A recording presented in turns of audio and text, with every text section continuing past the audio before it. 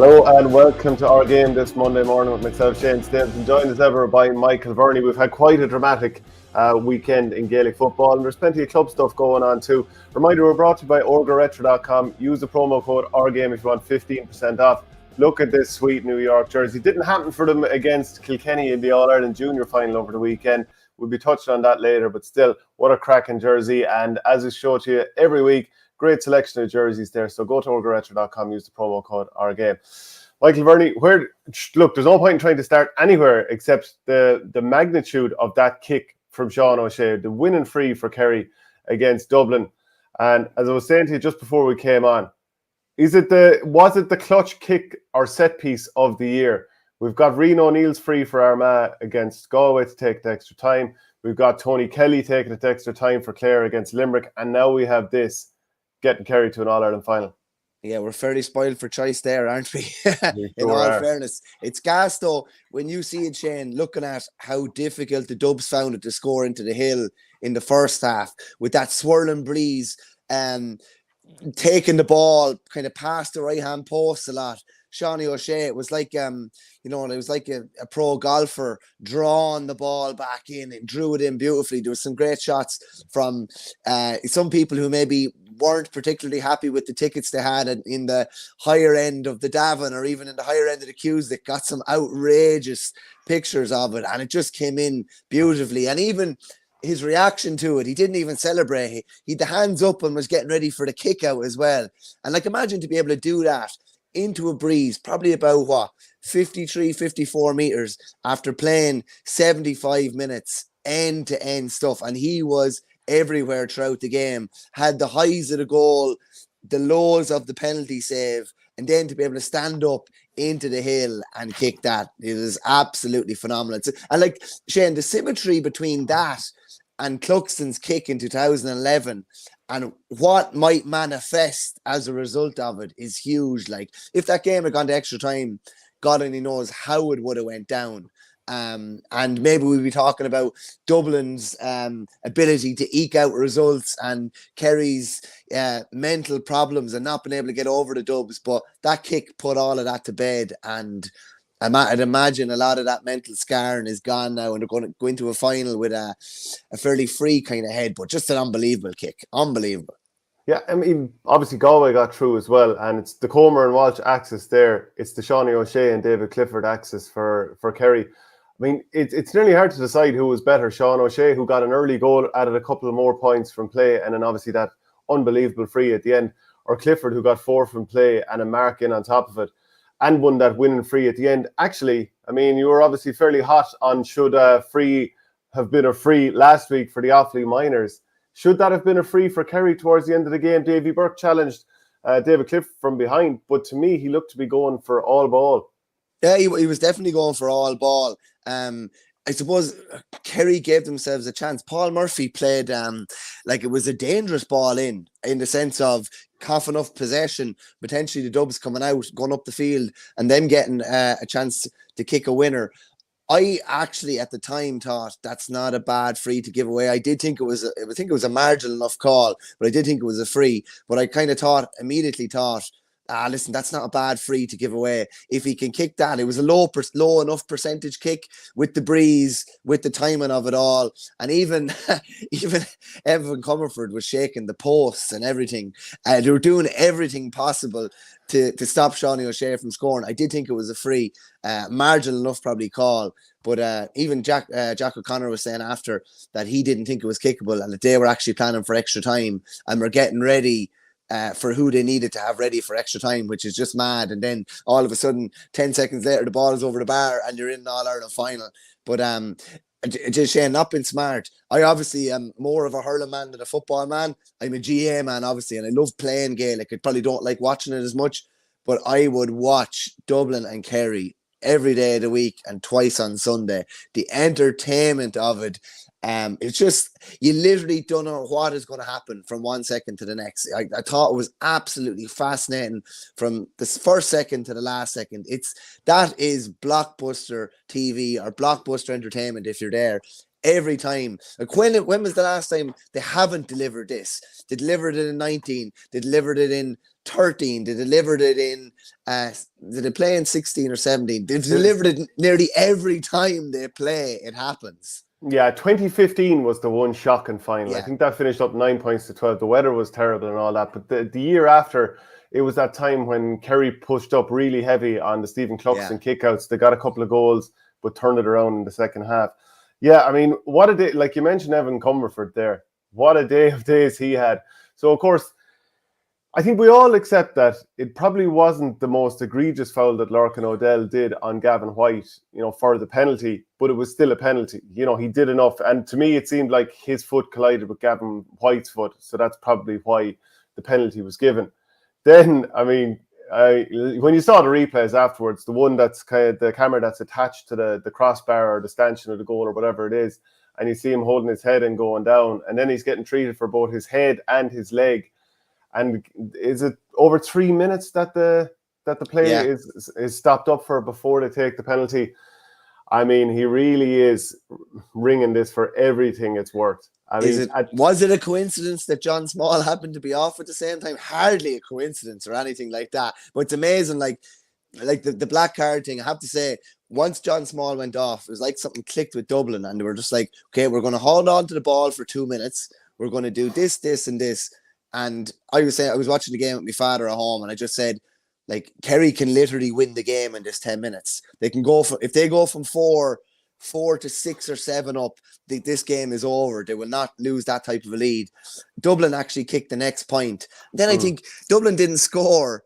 I think, from like the 24th minute until, am I right in saying, from like the 24th minute nearly till the start of the second half? It was just the 41st. Yeah, it was just a truly bizarre break in play. You'd have to say, obviously there was a lot of gamesmanship involved as well, but it's obviously something that they had planned for. And like there was no looking to the sideline, what we're going to do when a man goes off. It was like, this is what we're doing. They were creative, you'd have to say, in the way that they got the clock down. And you'd probably have to say then, like, the GA are going to have to look at this black card 10 minutes of how it's actually policed, because if a goalkeeper can go down for 3 minutes or something like that, maybe you have to get somebody else to stand in for the penalty or something like that. You have to move them to the side. I don't know, but you can't kind of, I admire it in a way, because they were doing whatever they possibly could to stay in the game. And maybe he psyched out Sean O'Shea for the penalty, because it was a bad penalty, definitely by his standards. It was a very bad penalty, but they have to look at that 10 minutes, because if teams are just going to get away with that kind of carry on, the black card doesn't really mean anything then. Yeah, and like, you couldn't say that Sean O'Shea lost his nerve for the penalty when you consider what he did later on. He obviously has nerves of steel. He just miskicked the penalty, I suppose, didn't he? Maybe it's just as simple as that, or physically went a little bit cold waiting there. But I wouldn't say it's his nerve. But then again, maybe I'm wrong. Maybe you can. He went to the open side again. Look at the amount of. I was only thinking to myself. I was thinking after watching that penalty shootout, I was like, if I'm Evan Comerford, I'm going to the open side. Like, it's nearly worth taking the chance now at this stage, because they're not soccer players. They're not, maybe don't have the execution where they're going to go back across their body. He went to the open side. It was a poor penalty. And I just say, like, the rebound and reaction to it, Comerford probably should have held on to that ball. And if O'Shea had followed through then, when he had the ball in his hands, I understand the furore then around his left leg hitting his head. But to me, it's open season. If that ball is there, you are pulling. I saw I think it was a rugby commentator saying, or was it rugby or soccer, or someone saying, if that's rugby, that's a red card. Fair enough, but it is not rugby. It's Gaelic football. The ball was there. Imagine if O'Shea had, made a half-hearted attempt at kicking the rebound. We'd all be going like, what's he doing? Why did he pull out of that? To me, totally fair game. Ball was there. Do what you have to do. If the ball is in his hands, it's a different story altogether. Yeah, no, absolutely. There was clear separation between the man and the ball. Why wouldn't you go for it? But definitely Comerford took a bit of a blow, because not only did he get that left foot into the head, if you look at it also, after Sean O'Shea kicks it with his right foot, he then comes down, and it looks like his studs come down briefly anyway on Evan Comerford's arm. So I'd say he was sore for a couple of minutes after that. But the John Small thing, in terms of dragging out the black card, in some ways, that was kind of justice too, because it was never a black card in the first place. Yes, he was kind of, himself and Paul Ganey were interfering with each other, but I was actually watching it as it was happening. it kind of caught my eye. And it wasn't like, the traditional black card pull of pulling them all the way to the ground. They were pulling and dragging, but, Gainey made the most of it. I'm not saying you shouldn't and all that kind of stuff. There's players always trying to get an edge over each other. So, but he bought to me, it, Shane. He bought the black card, didn't he? Yeah. So to me, it wasn't a black card in the first place. But did you feel in some ways that without Con O'Callaghan, that this was more akin to Dublin from the league? And obviously they got relegated from the league. They didn't have James McCarthy for an awful lot of that. He gave another performance for the ages and arguably goes down as Dublin's greatest modern player. He's right up there anyway, isn't he? But without Con O'Callaghan, I mean, put it this way: during the first 3 games of the championship, the average scoring 224 with him in the team. That dropped to 21 points against Cork. Then a better quality of opponent in this game, and it's 113. And yeah, they did score a goal, and maybe they could have forced another couple of opportunities. But the same threat in that full forward line just is not there at all. And I mean, take Clifford out of that Kerry team. Would they have won yesterday? No, well, definitely not. No. I think Dublin scored 5 goals in 9 league and championship games without O'Callaghan. They scored 7 in 3 with him on the pitch. And it was funny, Shane, Dublin's tactics changed an awful lot without O'Callaghan.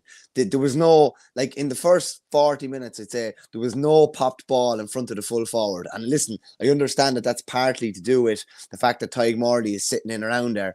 But look at how direct and how fast the breaks were in the second half. For Cormac Costello's goal, like it was all pace. There was no lateral. They didn't allow, I just thought at times they probably gave Kerry too much time to get into their defensive setup.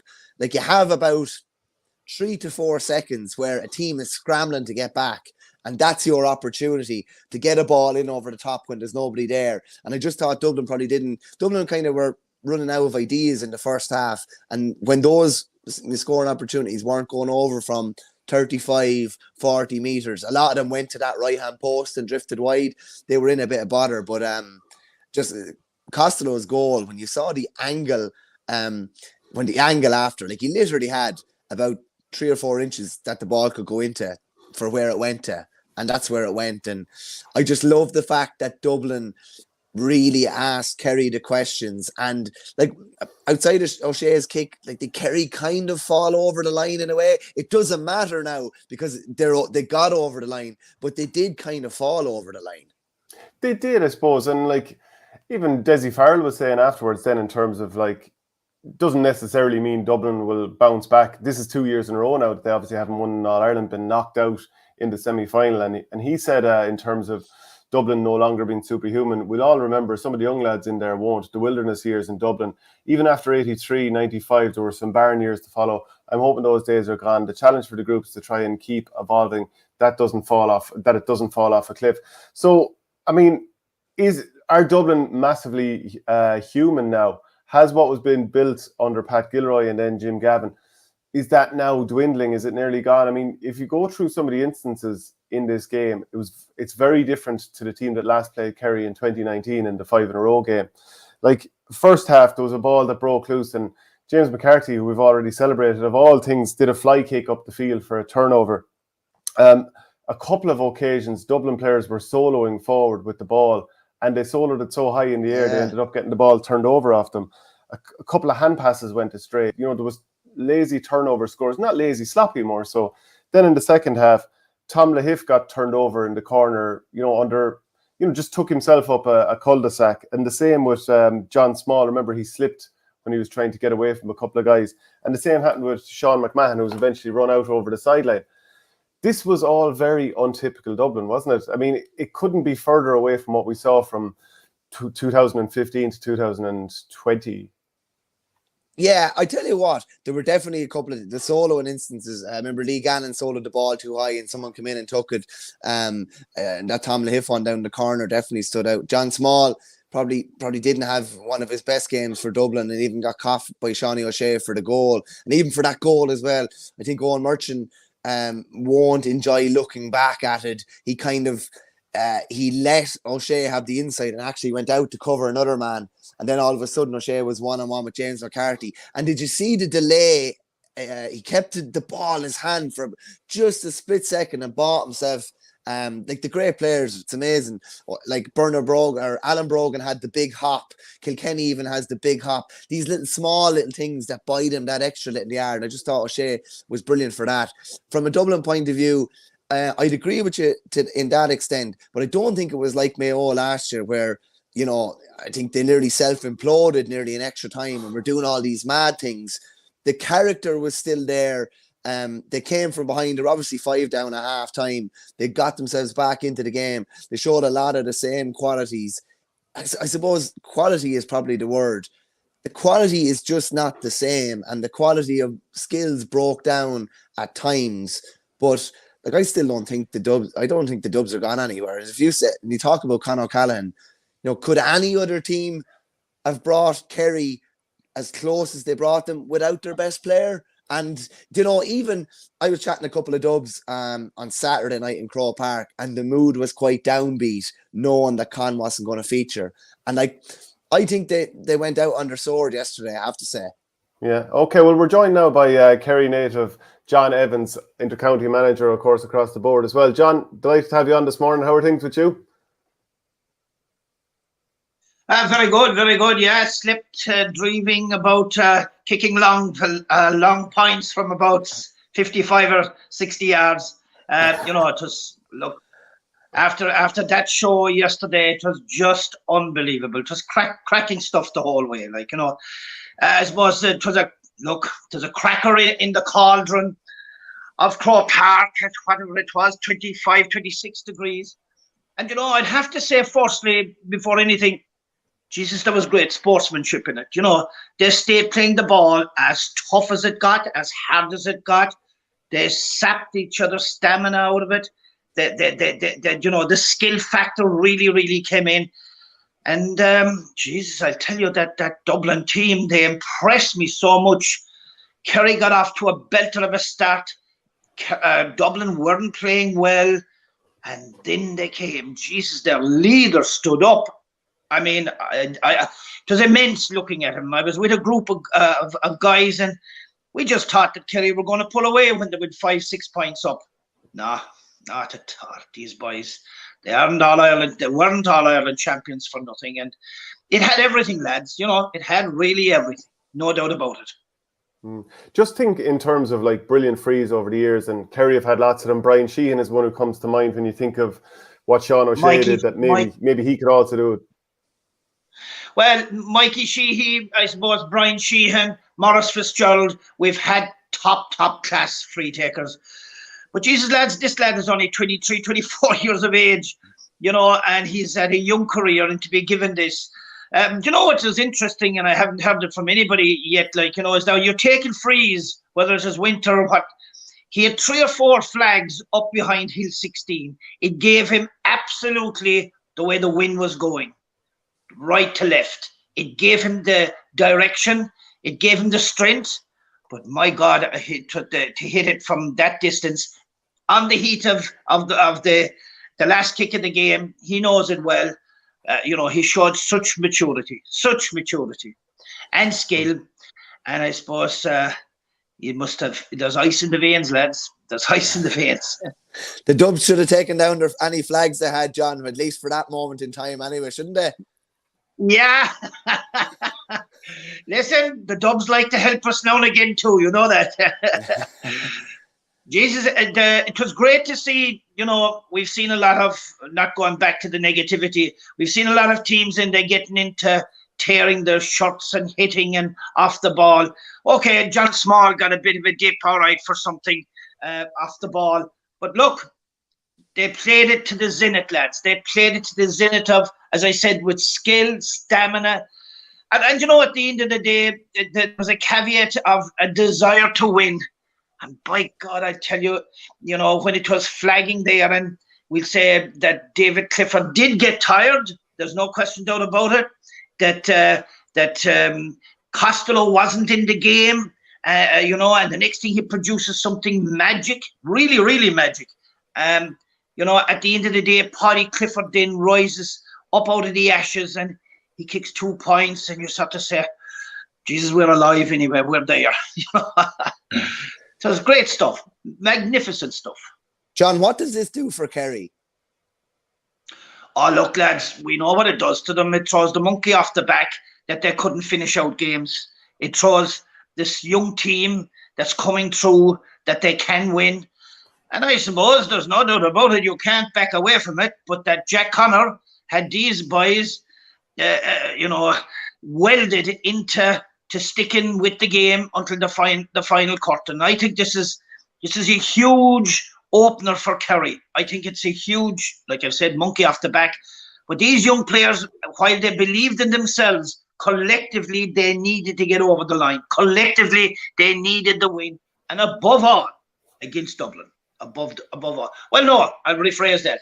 Above all, if Tyrone came along now as well, it'd be nice to beat them too. John, was there any matchups or so anything tactically that Jack O'Connor did that you think was decisive in this game? Putting Seanie Shane inside and getting him inside around the 21-yard line, and because he's left and right leg, and he showed how he can weave and turn and strong. And you must remember, lads, they put him in again there, and he was there for the ball that I think was the point that put them ahead, if my memory is right, with a few minutes to go. Again, he won the ball, and the first thing he has, he's such strength. He can hold off the man, and he was fouled, fair enough. And yet he has that about him, and he has that awareness of playing with David Clifford for so long. They are fully aware. He's normally playing in the 40, obviously, but I think Jack got that right.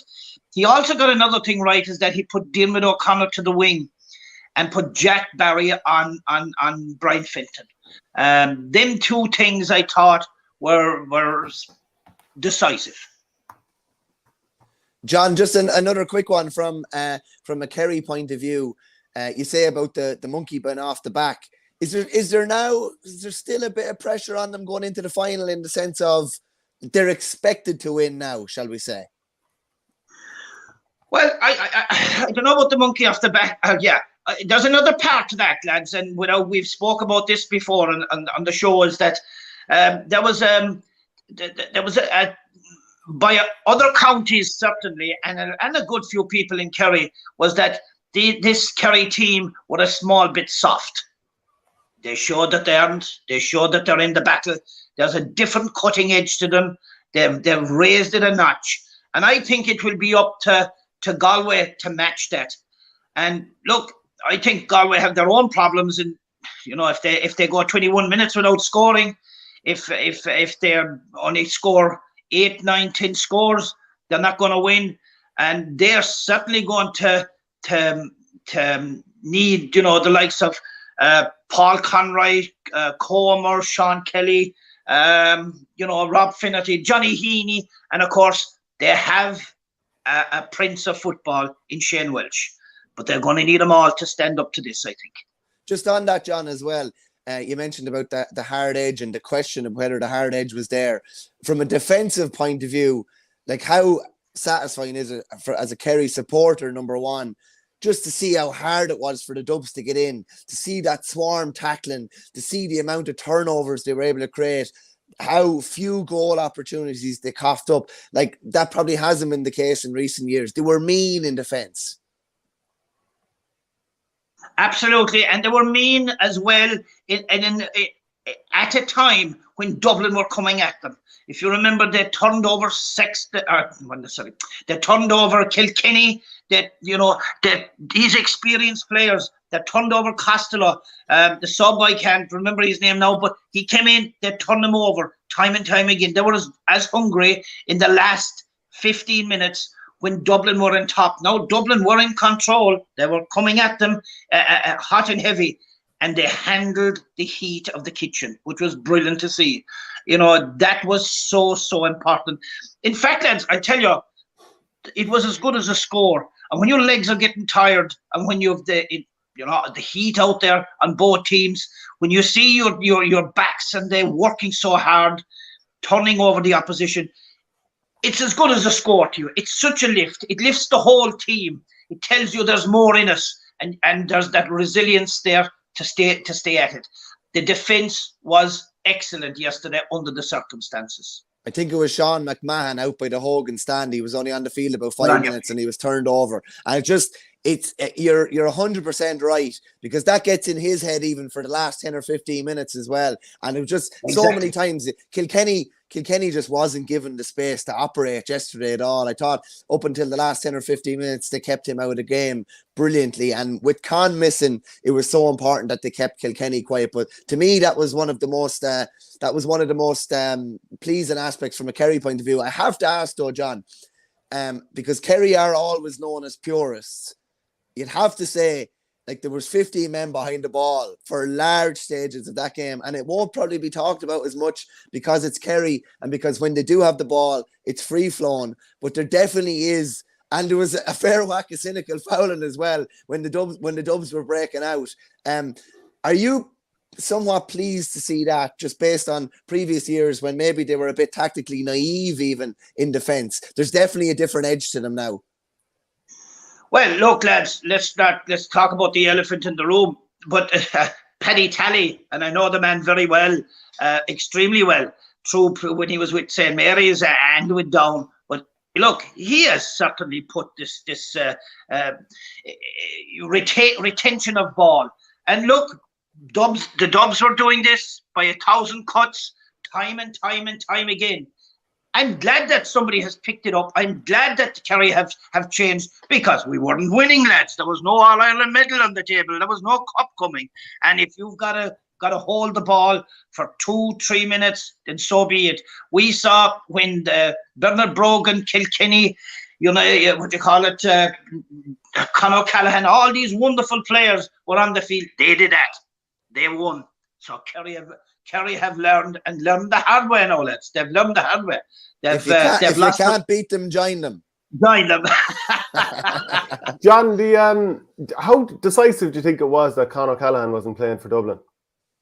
Massive. Yeah. There was no threat inside, Conor really. Callaghan,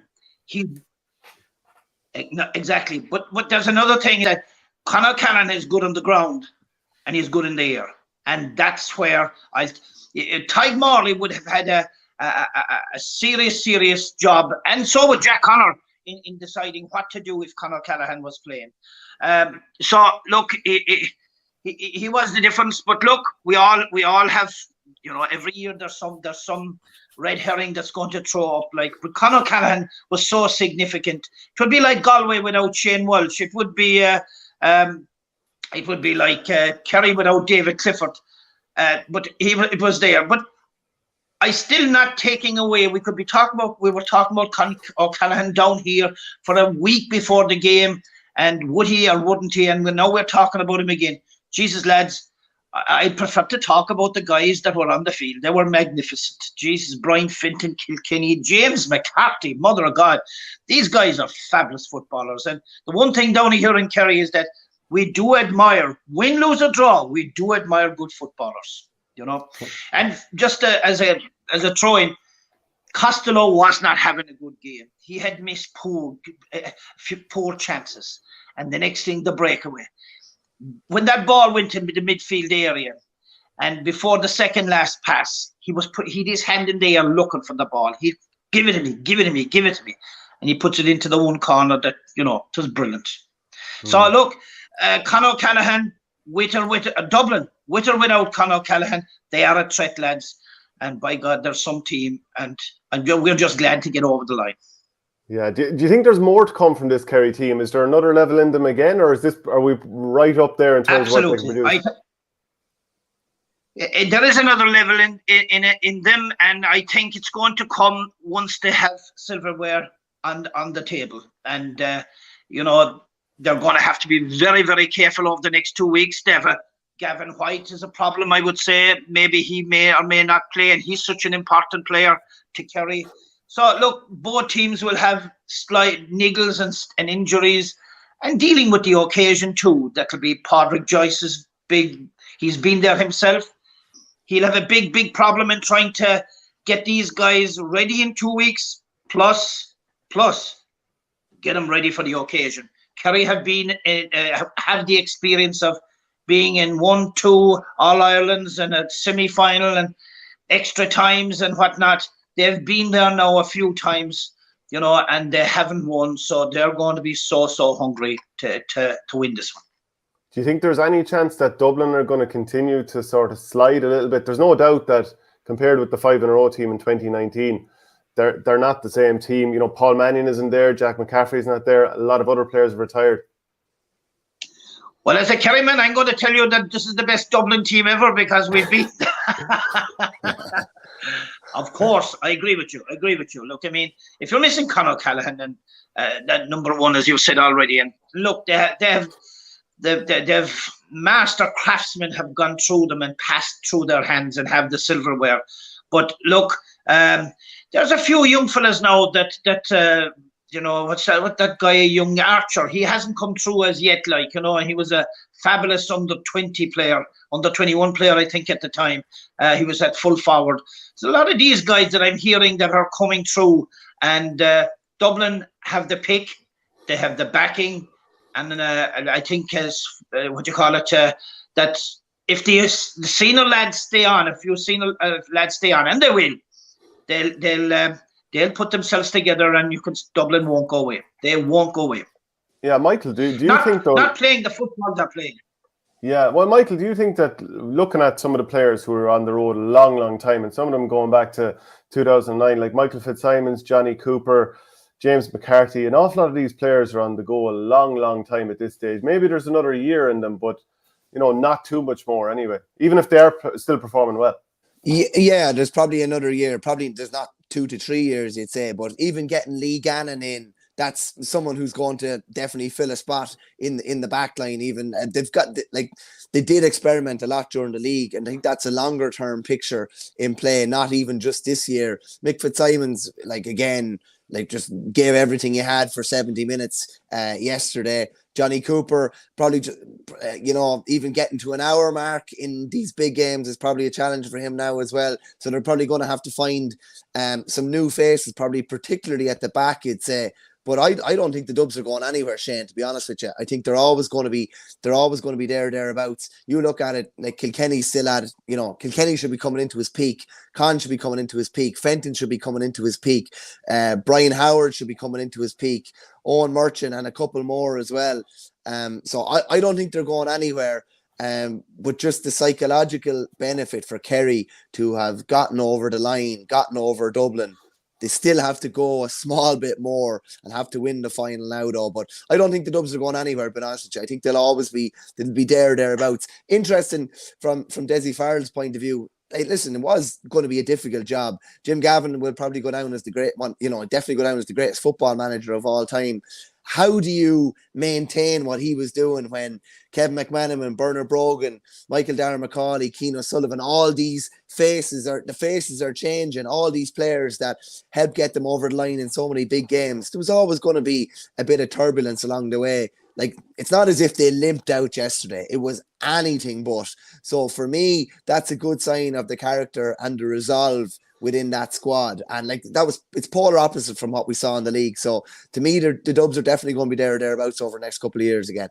Yeah, Pádraig Gill says Dublin are always going to be thereabouts because of the ridiculous provincial system. There's no one in Leinster within 10 points of them still. Same with Kerry and Munster. I think, John, you wanted to say something after what Michael said there.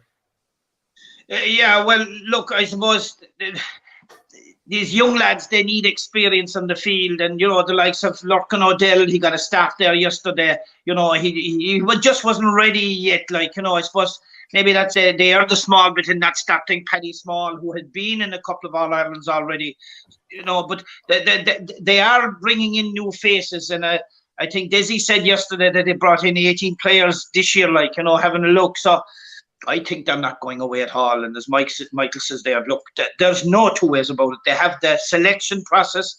They have the backing. They have experienced players going to lead them. They have leaders on the field. And I suppose the only thing you'd have to say about Dublin is that they started so slow, or was it Kerry were just on fire starting? So there's a learning out of it, and I've no doubt. But Jack O'Connor is going to be looking at his side. And Desi's going to go away and have a good look at bringing in new blood again into this Dublin team to bolster it. But look, Dublin are not going away. Jack O'Connor has a young team now, So I suppose the one scale, as Michael said, they've lost so many, but at the same time, they have a big challenge now insofar as they've got to get back into an All-Ireland final. They are coming through Leinster, and I've been in Leinster, and it's been ridiculously easy for them. Kildare are putting their head above the parapet. They've got to come a good bit more to challenge them. Meath has stepped back a bit, so there isn't the same in Munster. And, I have a feeling it's going to be the same for Galway for a couple of years in Connacht. Did you, what do you think in terms of Paul Geaney's form? I remember back in 2019, if I remember correctly, he wasn't exactly flying. And then into the finals, I thought he was basically Kerry's leading light, outside of David Clifford maybe. He was held scoreless in this game. Do you expect a big performance from him in the final? Yeah, I do. Again, tactically, it depends on what Jack does with Sean O'Shea. And, Paul Geaney, what did he get? He got four points in the previous game, I think, off my memory, and was leading light. The pace of the game has gone that little bit faster. Paul is deadly with left and right leg, and probably the couple of chances. No, he linked well with the play, but he's a guy maybe for the big occasion. I think Jack will start him again. I think he's good faith in him. He's got him doing a different role of linking the play between Clifford Shea and Paddy Clifford, and he has experience. And again, this is going to be a big factor between Galway and Kerry, is that the experience is now on Kerry's side, as I've already said, having been in a couple of All-Irelands and semi-finals. Galway, it's going to be all new to them, all new. Yeah, Michael, again, like you mentioned it already about Dessie Farrell, do you think that there'll be some internal pressure now around him because they've gone 2 years in a row without winning it? And some people will say, look, they won it in 2020. They were still on sort of cruise control after what Jim Gavin had built. Yeah, it's a difficult one, Shane. Like, as I said, they didn't limp out yesterday. They were 5 down at half time. They came with a massive run. They could have easily been the ones creating the chance to win the game.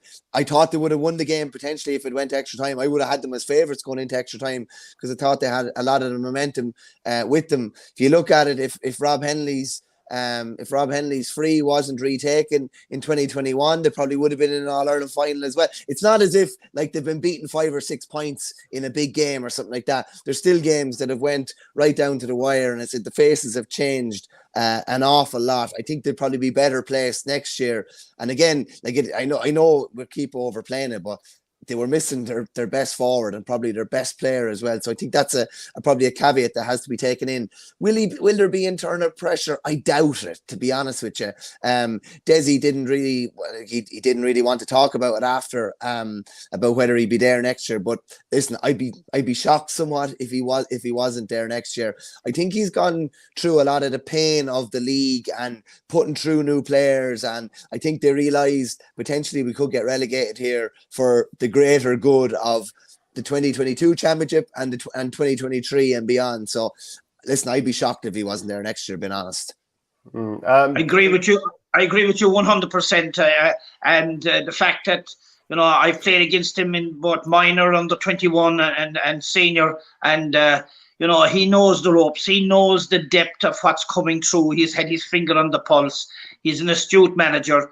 Like you said already, he stepped into Jim Gavin's seat, a fairly hot seat now to step into, and he's done reasonably well, with changing faces, and he's been there for the change. But I think he'll stay, guaranteed. Did you think it was what do you think of the decision to, like, the Dublin hurling captain Owen O'Donnell was called into the Dublin football panel? He came on in the last game, wasn't a used substitute in this one, but was part of the 26. Did you find that an unusual call? Did that suggest that he was just kind of throwing the kitchen sink at it by taking in the best athlete, we'll say, from the hurling side and just seeing if he could get something out of him? I was very, very surprised. With about 17, 18 minutes to go, I thought he was going to be coming in. I said, this guy, I was hearing about I haven't seen him play, I'd have to admit that, but I was hearing about his strength, his size, that a wonderful athlete. And I was saying, Jesus, these boys, they're going to need something fresh, something different. And I thought Owen was going to be coming in at any time. When I didn't see him, I was I won't say I was shocked now because I haven't seen the man play, but other than the few minutes he came on for in the quarterfinal. But look, I don't know what the reason was. He could have picked up a knock or something, or it was a tactical decision. And I suppose when you're you see your team coming in, there's another little side to that, lads. When you see your team are on a roll and you see them coming back into the game, this is very, very important. You go with the tried and trusted. You go with what you know. You don't go with something new. You don't want to change it because you're putting in something new that the other lads are not used to. And that's the big thing. So you go with the tried and trusted guy. Now, again, I have to say I was surprised that having been there, that they didn't bring him in. But sure, look, that's all, as they say, a pie in the sky. Just on that, Shane, as well, look, that would definitely put a bigger question mark about whether he'd be involved with the footballers again next year. You know, to me, if he'd gotten 10 or 15 minutes there, and, you know, he could have potentially turned the game. It could have went the other way, and he could have been found out for having not played at that level, inter-county football. But obviously, the Dublin Hurlers are looking for a new manager now at the moment. I think that's a fascinating 4 to 5 weeks. The conversations Desi Farrell has with him, who's in situ at the moment, and they don't have a hurling manager in situ now. So is Desi Farrell saying, listen, we brought you in this year. We think there's huge potential next year and beyond. Or is it a case of the hurlers were out, I went in and tried something different, I was always going to go back to the hurlers? So I think if he'd come in yesterday, it would have been an awful lot easier to hold on to him from a football point of view. So I think that's kind of a fascinating thing that's going to play out over the next probably 6 to 8 weeks with whenever the Dublin hurling manager is next Dublin hurling manager is named and who that is as well. John, did you ever have that with Tip? Yeah, I did with Tip and with Roscommon, where you have young guys, a new guy coming in. What could have happened there, lads, and I'm just going to say this because this is what my own experience is, that you bring in a guy and he looks great, and then the team goes up a level and up a notch in the training field. And then you say to yourself, oh, he's not ready yet. You know, you find out. So I would imagine that when he came in, he was full of gusto, and maybe Desi decided, I'll throw a little carrot at this guy and give him 10 minutes or whatever it was at the time. But then you go back into training and you find, Jesus, he's not used to our system yet. He's not ready yet, so, and that would endorse more his decision not to put him in when the Dubs were on the way back, when they were roaring hot, going at Kerry. That's my own feeling on it. That's the only way I can explain it. But certainly I've come across it where you'd have good young fellas in particular. I remember Inda Smith coming in new and he wasn't ready, and we put him in for X amount of time, and then you'd give him another bit of time. And I remember actually with Inda that I used to be when he was just out of 19 or 20, just 19, I think. I'd be asking him on the field, are you okay? Are you still there? Because they're only able to do a certain amount of time. Now, he was the young guy. Bringing in an established hurler, that happened in Tipperary. Brian, what was his nickname? He was up there from the north anyway. Anyway, I had him going very, very well, but Liam Sheedy, who was a great friend of mine, and we worked well together, and he says, sorry, John, he's after hitting 12 points in a in a hurling championship game. We are taking him away from you again. But look, I'm only just saying what could have happened, Owen, is that usually with a couple of weeks beforehand and the intensity will rise, you must see that the Dubs were going playing Kerry. Desi is astute enough to say, this is not the time to be trying out a new guy. We need to go with the tried and trusted. That'd be my answer. To sort of change topic a little bit, John, after 30 years of the Sunday game, Pat Spillane has announced that this will be his final run. Will you be sad in Kerry down there to see him leave? Oh, Jesus, any chance they could keep him up there for another bit, for God's sake? I don't know. Look, he's been a great character, and I mean, was it at half-time in the Derry, the Derry game, that he opened up and he says, this football, he's been a great character, and I suppose he's a bit of a showman as well. And he likes to talk, and he's been entertaining. But yeah, look, I think he's doing the right thing. There's one thing I suppose that he wasn't mighty at was assessing and doing an analysis on the game. It was more or less a topical thing he'd pick up on, and he'd stick with that for the show, so which is good entertainment. But probably for the purist, it was just it wasn't. You'd like to see the game analysed better. That's it. But he's been terrific. He's been a front man, and he's gone down that road. And he said a few things about Kerry, and he said a few things. Puke football, I suppose, is his famous one. And he's been a great character. So I wish him all the best, really. Yeah, Michael, you know him well. Yeah, no, we obviously had him the night of the 1,000 push-ups, Shane. He was brilliant that night. It was great with his time. I think his half-time comment in 2011 All-Ireland semi-final, when it was Donegal 4, Dublin 2, about the Shiite football, was definitely one of my favourites anyway. But he was, in fairness, as John says there, he was always good for a soundbite. And it's funny, different people want different things. Some people want an analysis. Some people want some of that more kind of comical kind of stuff and topical stuff that'll make you laugh. It's kind of similar to, the RT soccer panel. Some people long for Brady, Giles and Dunphy.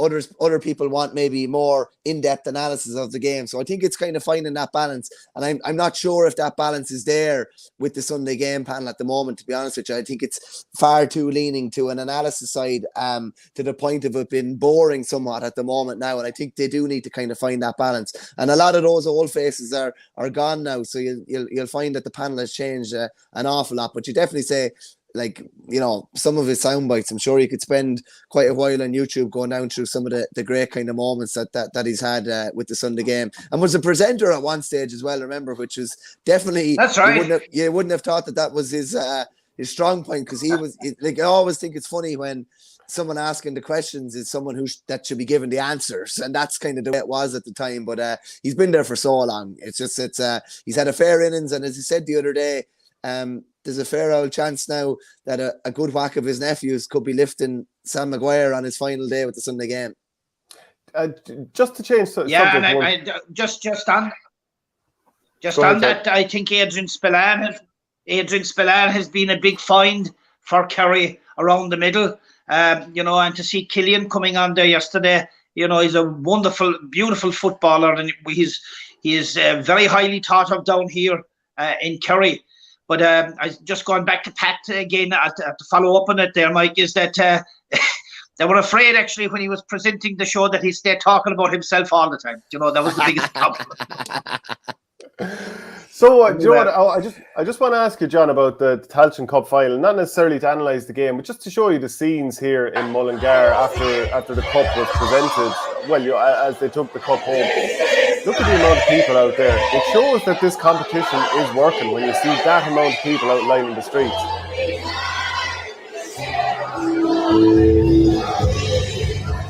Quite incredible, isn't it? Yeah, I saw it, and it's brilliant. Brilliant. When I was in Roscommon, I used to go down to Westmeath there and in Athlone, and I used to do a bit of coaching.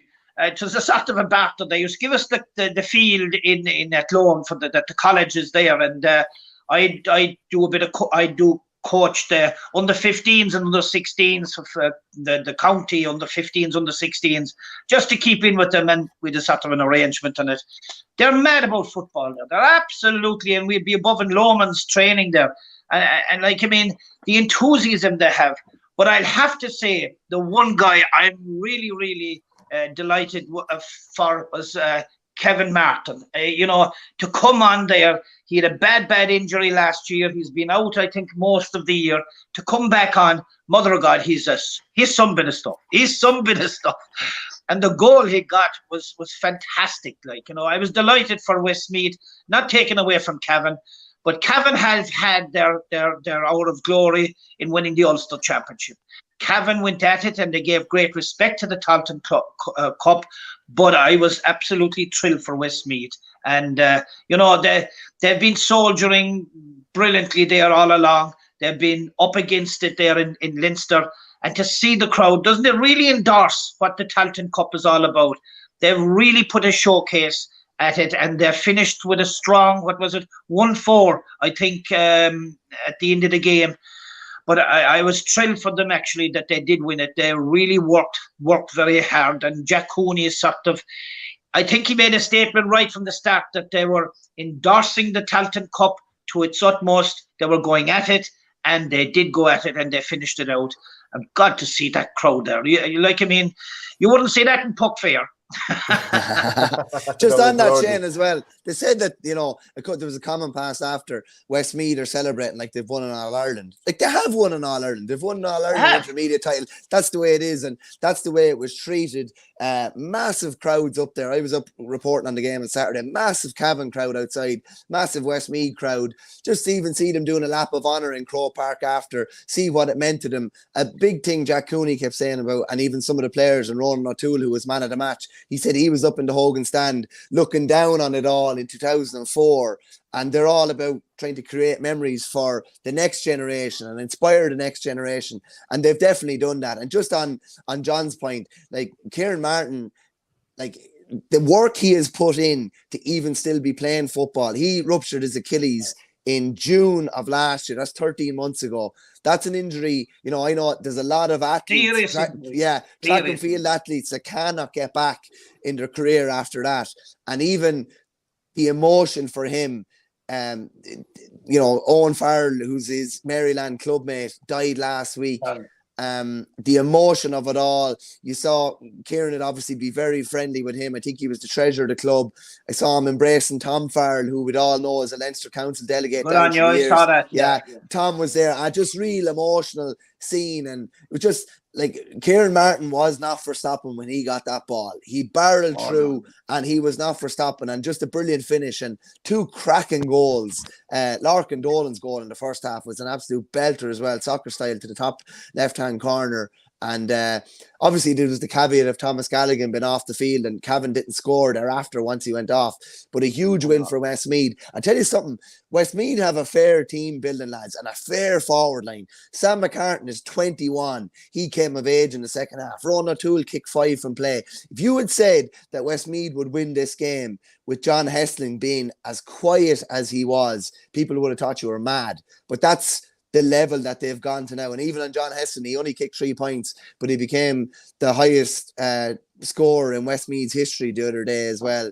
I thought I would have raised question marks, and you would have too, Shane, about the promotion of the Tailteann Cup beforehand. And that's part of that, is to put pressure on the GA to make sure it's given the standing that it should be given. And, to me, the Tailteann Cup was a unanimous success. And even the fact that the winners are getting 60 grand to go on a team holiday now, and they have a separate all-star scheme, I think it's great. And I think it's only going to get bigger and better, I would predict. I would go one more step on that. And I would say, for God's sake, will you get rid of the McGrath Cup, get rid of your Burn Cup, get rid of those preliminary things, and concentrate on the league, the Tailteann Cup, and the Sam Maguire, in I think that's the way to go, because it'll open up a few more avenues for this. Maybe it might take away this penalty scenario, which I think is not the correct way to finish a championship game, quarter-final or semi-final or that. But look, I think that's the avenue that you should go. Move it forward a small bit. Give us a week or two there. Besides having this, the Tailteann Cup is there to stay, and the proper teams from Division 3 and 4 can go after it.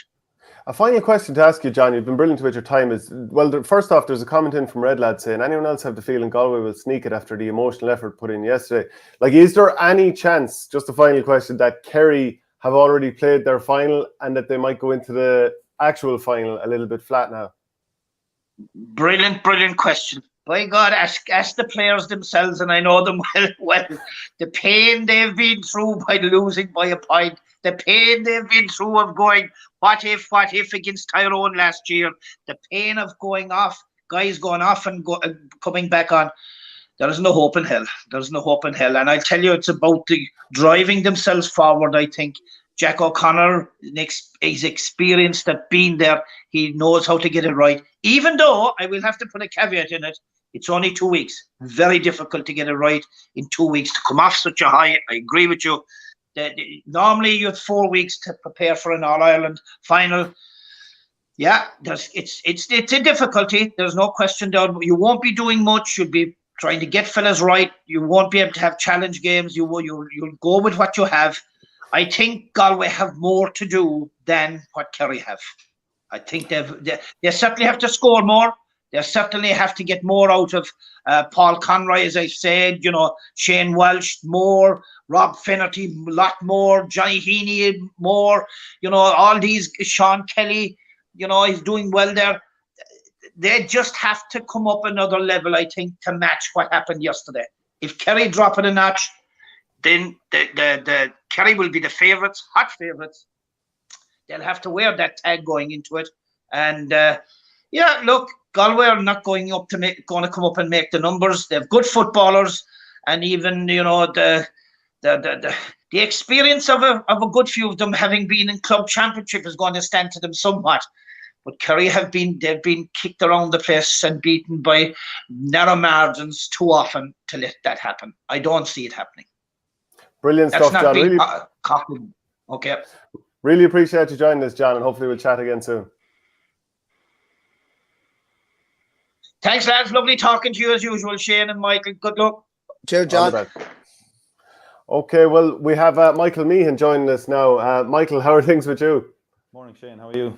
That's some Jersey, Mike, in fairness to you. That's rolling back the years now.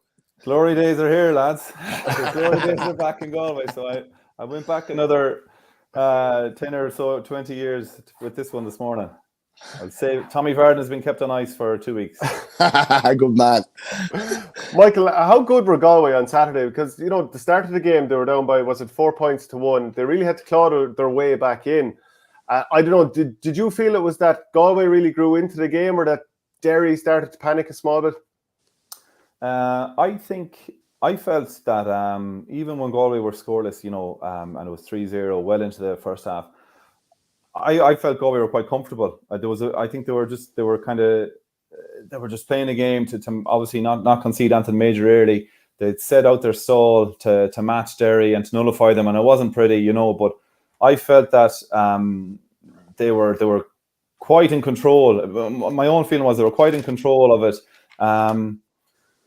They had a few wides as well in that period of time, and it wasn't that there was panic setting in. That the lads kicking the wides was Paul Conroy, who's well able to kick ball over cover and from long range. Killian McDade had one as well, right on the 45, but he has done that on several occasions throughout the year. So it wasn't that pot shotting or panic had set in. I felt that it's just a couple of the lads who felt, if we get this long range point, it's a bonus.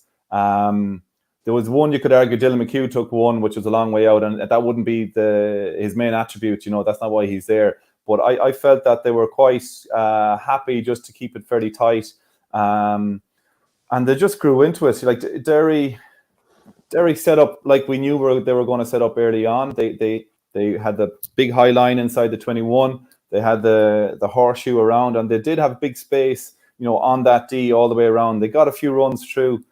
They slipped in once or twice, but I suppose the key is they never got through, too many times. Galway were able to turn them over a little bit. I felt defensively Galway were quite good in the turnover, in the tackle. I think they limited Derry to maybe 3 scoreable frees, and which they scored 2, which is a good game in a good return in a full match. Obviously the ref plays a role in that as well. So just overall, that early stages, I think it was quite controlled. And if Anton Galway showed maybe a small bit more, too much respect for Derry, but in hindsight, with the goals that they had scored all through the Ulster Championship and against Clare, they probably had to err on the side of caution, and just regrouped in again at halftime, and that set them up. Michael? How satisfying, Mike, is it to win ugly enough when maybe even some of the bigger names weren't maybe, Shane Walsh had a good game, I would say, probably not his best game, and even Paul Conroy was quiet by his standards. But to win an ugly game like that, where they probably had to play maybe differently, it was a different style of a Galway performance, that must be hugely satisfying. Yeah, it is. they had to do it. You know, you're not going to, if you try and implement a completely different game plan to that of what Derry were doing, you have to fight fire with fire to a certain extent for that particular game plan and be patient with it. And they were. So they'll take a great satisfaction out of it. You know, we have seen them do it before. You know, they've shut up shop more or less against Mayo in the first round, a little bit against Armagh the last day. Now, it still lent itself to a much higher scoring game, so they had to kind of stick a little bit more rigidly because of who they were playing at the last day. It's going to be different again going forward, but it is every big team, every team that wants to be pushing for championships, you know, has to have a 2 or 3 game plans in their locker that they can call upon, and they look comfortable doing that. They did get their injection of speed and counter-attacking going that bit more in the second half, and they did just, you know, take the game and they kick ball more.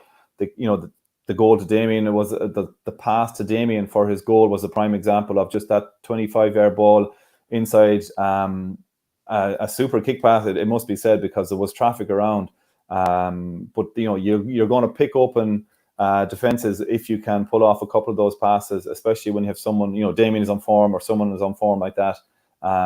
It leaves you in a good place. And I know you said Michael Shane was quiet from play. He was very well marshalled from play.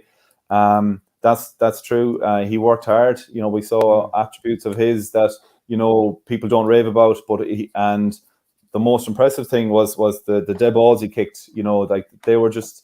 That's something that he's really added. I feel that his consistency on the dead ball strikes has come up a notch again, and it's very easy to kick them when you're flying from play and you're handling ball and you're tapping the ball over. But you know, he wasn't getting that luxury, but he still nailed them, and that was crucial. Yeah, Michael, do you feel like that very much with this Galway team, the time is now, because Damien Comer's 28, I think Shane Walsh is 29. Paul Conroy, I think, is 33. Liam Silk, maybe 27. That they need to strike now. You can only strike when you have a chance of striking, and they have that, you know. And it's the first in what is it, 19 years. But it's a great chance. It's a great opportunity. They're where they want to be, you know. And it's a massive game. But there's every absolutely. You might only get one shot at it. You know, you might only get like. Galway don't get to too many All-Ireland finals. You know, there was 2001, 2098. Before that, it was 32 years going back. You know, or sorry, that's not right, because they were, it was back to the 80s when Dublin bet them. So they just don't come around that often. So when they come around, that's the right time. Whether you can make it happen or not, but that is the right time. So now is the right time. Yeah. Yeah, I was thinking after the game, even just looking through the team sheet that I have here, like Cillian McDaid, just the scoring that he did in the quarterfinal, and there's probably, in terms of scoring, there's more in him, there's more in Conroy. Robert Finnerty didn't score from play, Shane Walsh didn't score from play. So I feel like there's probably another gear in this Galway team. Kerry might say the same about themselves, but definitely with Galway, I think there's more scoring to come from them. Yeah, there is. I agree. You know, Derry got a couple of matchups well. Who was a Chrissy McCaig, did a fine job in full back line on Robert Finnerty. He nullified him. You know, Cillian McDaid, you know, usually chips in with this year has been a very good chip in with scores. So that should come back. And it will. Like, the scoreboard will be completely different on All-Ireland final day. You know, it'll be 117s, you know, that kind of scoring. You're going to have 17, 18, 19 scores, I'd say. Hopefully, you know, for both teams keeping it close. So in that regard, you know, that's where it has to come from. It's going to have to come from those lads, Paul Conroy. You know, the game itself, how both teams approach it, will lend itself to more shots from play. You know, there isn't going to be as much of that defensive arc, defensive shield that we saw. You know, Kerry are well able to do it. Galway will drop back. You know, there's no one going to go back to a 15-on-15. But I do think, you know, you're heading for the 20 scorers. You know, would probably be looking more like what teams would be trying to target to win that All-Ireland final. Yeah, Verney, Cian O'Neill is preparing for an All-Ireland final with a fourth team, the Tip Hurlers, Mayo and Kerry footballers before this. Yeah. It's quite a run. Yeah, it's unreal, Shane. Sorry to cut across you, Mike. Yeah, it's unbelievable. And it's funny, Cian's probably time with Kildare as manager maybe didn't go as well as he would have liked, but his coaching acumen, like, Cian was my lecturer in college when I did PE down in UL. I remember him teaching us gymnastics one time, and he just real nonchalantly just got into a handstand and started handstanding around the room like this guy. It's just unbelievable. His coaching ability is phenomenal. I personally, this is not to do him any disrespect as a manager, I think that's where he's best placed. I think he's a brilliant coach, and I've seen it firsthand, and even seen quotes from Paul Geaney and many others, and even your brother Paddy Shane when he was with Tipperary about how good of a coach he is and some of the tactics that he uses. And it's funny, he was involved in Kerry's last All-Ireland. Now he's going to be trying to plan against a good fair whack of the same Kerry fellas that he helped to the All-Ireland in 2014. But you know, he's making a massive commute up from Cork to Galway, and it has proved brilliant. Just a funny one about Keane as well. When Comer scored his goal the other day, I don't know if you saw it, Mike. Keane ran about 20 yards onto the field trying to calm everyone down. It was absolutely comical.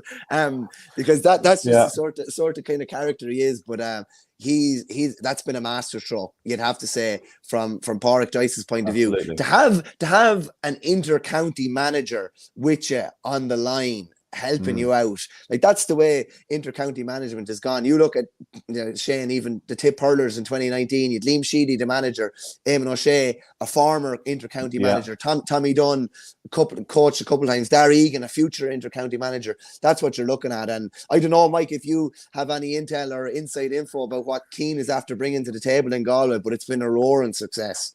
Oh, yeah, absolutely. He's played a huge part in it. He's doing a lot. He's doing a lot of the work. You know, he's very detailed in his plans. He's teacher-like, you know, to an extent, in terms of how he gets his points across and how he sets up. But I think, you know, a certain amount of that is good. You know, you gotta get your point across. You gotta assert your point, deliver it clearly. And I think the boys have great time for him. You know, they love what he's doing, what he's brought to them. And like you said, it's just what he's where he's come from and what he has there. And all of a sudden, you know, just the same message could come from you or I, but because he has done what he's done across teams and across the codes, it's a given. You know, it's a given. It's proven. It's fact. It works. And that has to help. That gives you confidence as a player. You can trust. There's a huge trust element there. And it's a stronger trust. It's a stronger facet to your play that I think you can build on and buy into. And I think, you know, that has been part of the overall projection and the improvements in Galway. And like it was a brilliant move by Pádraig to get him in and to get him involved and give him, you know, a good bit of control on the training ground, you know, which you know, not every manager wants to do, you know, wants to you know, hand over to maybe someone else who has managed. You know, you need to have great strength and confidence in your own ability to do that. But it's worked really, really well. I'm sure, you know, he'll absolutely, although he was involved with Kerry's last victory, if he could pull this one off, I'd say it would nearly be the sweetest one, you know. Yeah, so like Damien Comer's performance was brilliant. Like Shane Walsh at the start of the second half, 3 frees in a row, all with his left foot. Yeah. All of them lovely. But Damien Comer, was this his biggest performance ever for Galway, scoring 2-2? It is, because it's in the biggest game, you know, and he's delivered. You know, he's been having a great year. Just having watched, you know, league matches and the championship matches, he has been, the one thing for Damien this year is that he's injury free. And he's playing every minute of every game, or near enough. You know, he kind of got a standing ovation coming off there towards the end. But he has been consistently on the pitch in every round of the league, bar one, and in the championship. And he has been consistently scoring through the league and into the championship. And you know what? Like he hits hard, he works hard. He's a team player, but he has that in him. Then he has the power and the pace, and he you know, he's a scorer.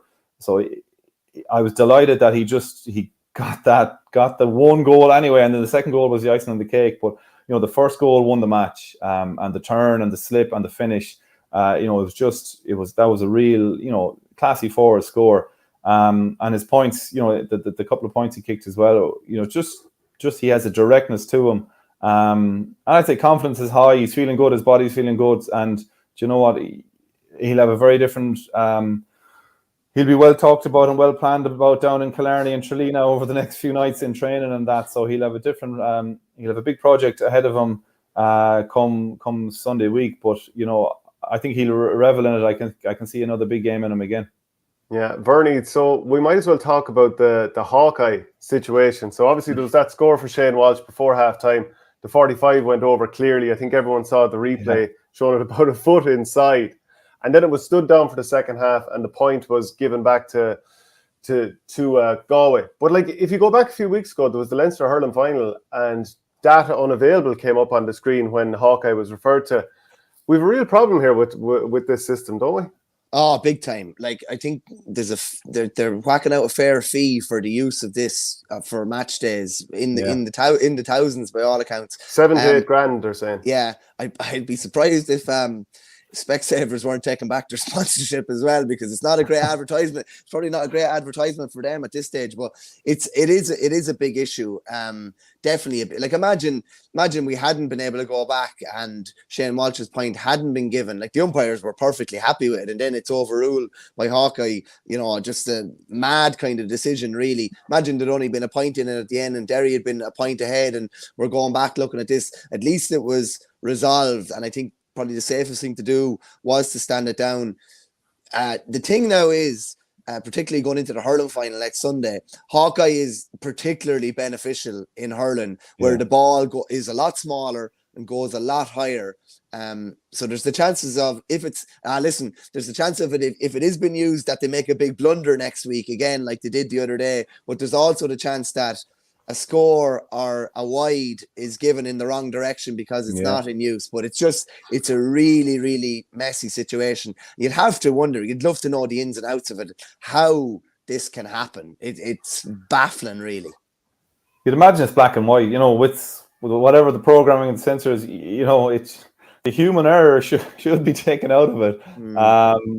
And maybe it's a simple thing to fix, but like, obviously, it's the same Hawkeye that they use in Wimbledon, I'm guessing.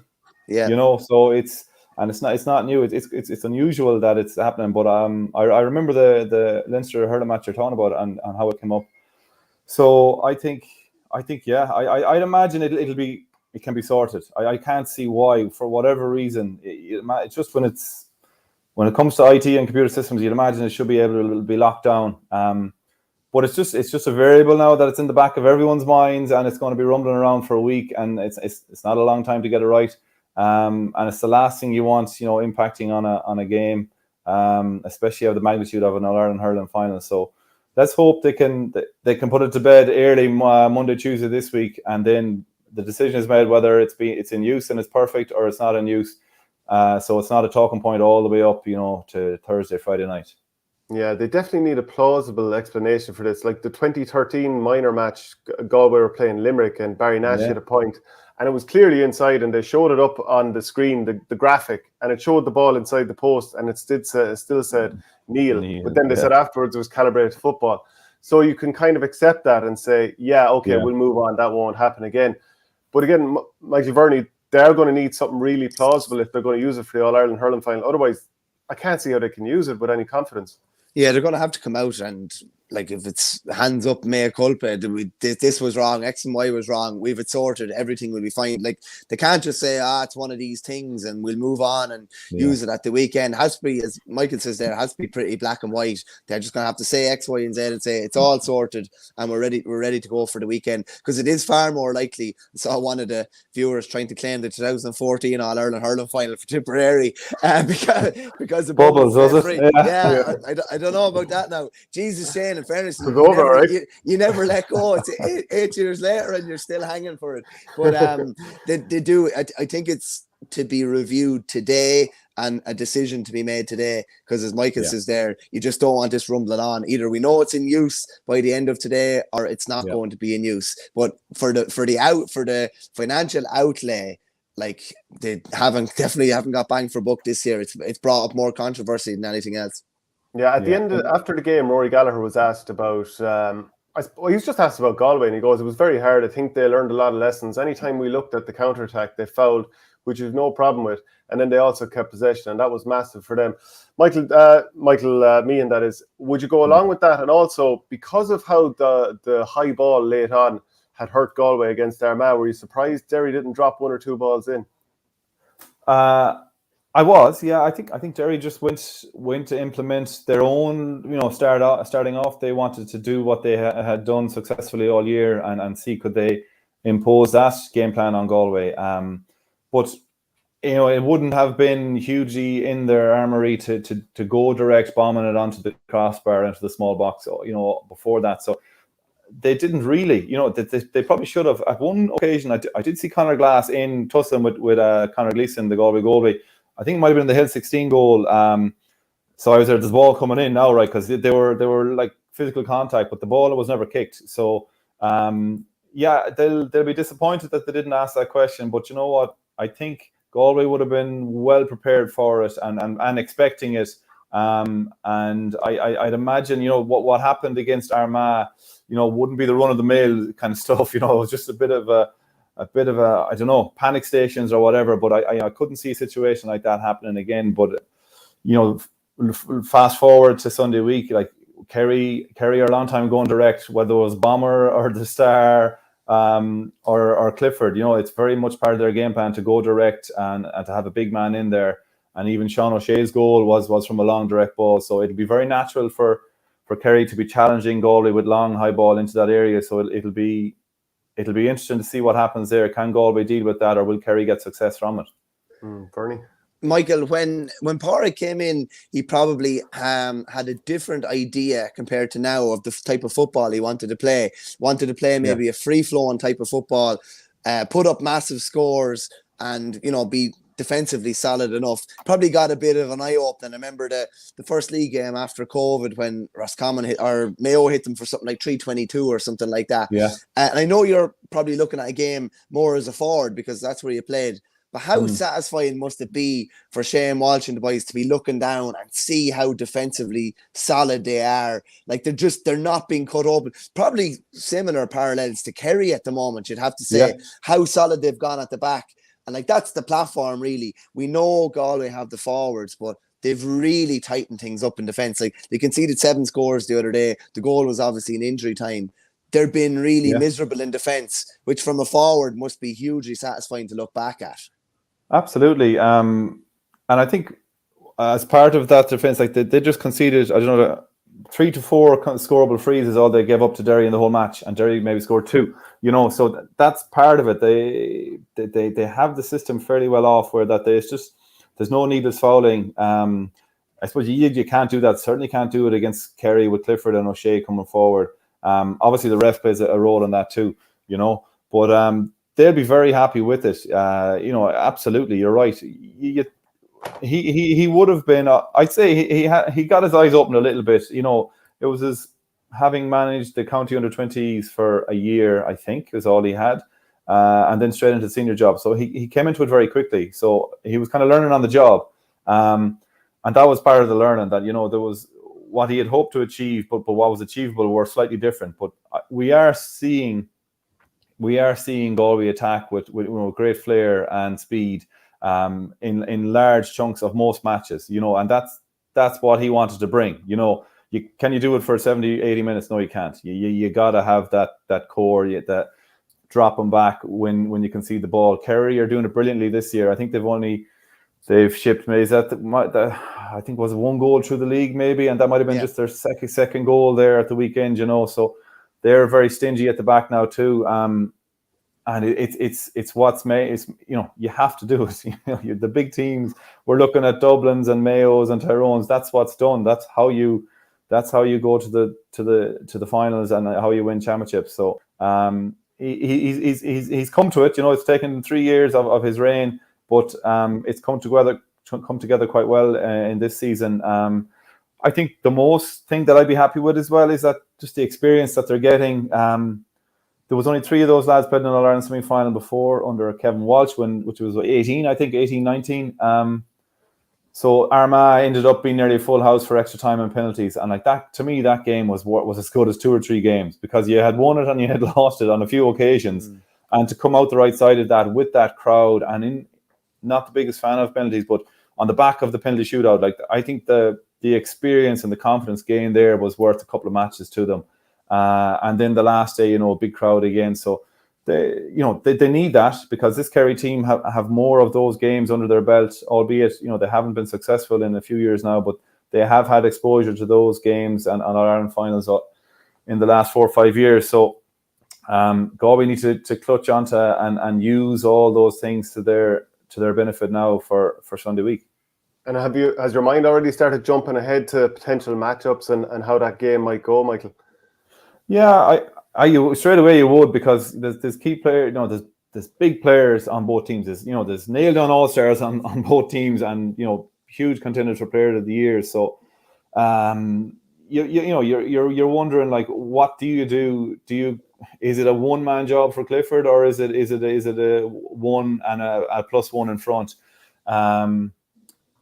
And the same is, Thomas Sullivan is lethal. I'd hate to have ever marked him. He's going to be detailed. Is it going to be Shane Walsh or someone like that? I've seen him pick him up before in league matches and do quite well, albeit a good few years ago. Comer, what did they do? Are they going to trust a one-on-one with there, and still have lads coming back in, or are they going to go more defensively? So, Barry in the middle of the field, he usually gets a man marking job anytime he's against Dublin. So, will he be given back his own role, or will he be put on, Killian McDade, who is sort of that mobile midfielder a la Fenton? There's a lot in it. Like there's a PhD in it, I'd say, if you wanted to go down that route. But I'm guessing, I was thinking back to the Sigerson Cup final this year, and Sean Kelly and David Clifford were on opposite teams. And now the conditions and everything were completely different. And NUIG luckily got the win on that even. But I don't think Sean was directly opposite Clifford in that match. I think he was maybe in around the back line, but moving forward. And I wouldn't say that he'd get that job of man marking David Clifford. Maybe someone like Liam Silk might be given it with Sean Kelly in close proximity to him to cover off that space, because Sean Kelly back there, he's solid, but it's going forward is what he brings is one of his better attributes is the speed he can get up the field and how he can start counterattacks. He's in the full back line sort of by default. He could easily slot in, at 6 or 8 as well. So I can't see that matchup happening. There's a lot in it. There's a lot in it. Yeah, Verney. Can I just ask you, Michael, from a forwards point of view, obviously you were one of the best forwards of your generation. Talk to me about looking at David Clifford. Yeah, he can do absolutely everything. Yeah, it's an app. I remember when he came on the scene, and I was just delighted. I knew he was going to win All Ireland. So hopefully not this year, but I just delighted for the youth of Ireland who are growing up, or anyone who's old enough to see and appreciate what he's doing now, like the inspiration he's going to give to every young boy and girl in the country, and has given already, because he has it all. It's just he kind of glides around the place. The scores in the first half that he got against Dublin, some of them were exceptional. Like there's no way he isn't being man marked, but like he was able to, whatever he could do, and he getting the ball in 4 or 5 yards of space and just shooting the ball over the bar. It's his ability to change direction and cut and drive, and like Shane Walsh, he's left and right quite equally. And it's just a smile on his face 9 times out of 10. He has that look of a lad who's just loving it. He's a great attitude. There's no cockiness or anything like that. He's a real joy. I absolutely love watching him. And as I said, when he came on the scene, I was absolutely delighted. I was just sorry that he was from Kerry, but I was delighted for the future of Gaelic football to have someone coming through like that, and that he'll remain injury free for 9 or 10 more years. He's going to bring so much to the game. He's the entrance fee alone, isn't he? He is. Yeah, absolutely. And sure, go back to what he did in All Ireland minors there a few years ago. I remember the goal he scored. It was a carbon copy of one he got in a Hogan Cup as well. Like just soloing in along the sideline, and just he doesn't rams it, but straight into the top corner. It's not just I'm going to put my foot through this. It's there's power and precision, and it's just as I said. I hope he can have an off day the next day. But he alone, he's top class. He really is. Just a final question for you, Michael, before we let you go. You've been great with your time, but you talk about the youth. Galway Miners won on Friday evening, 15 points to 9 against Mayo. An interesting situation that Galway had lost 3 times in the championship, twice to Mayo, but then come along and give a great performance to win here. Yeah, I was down at it and it was brilliant.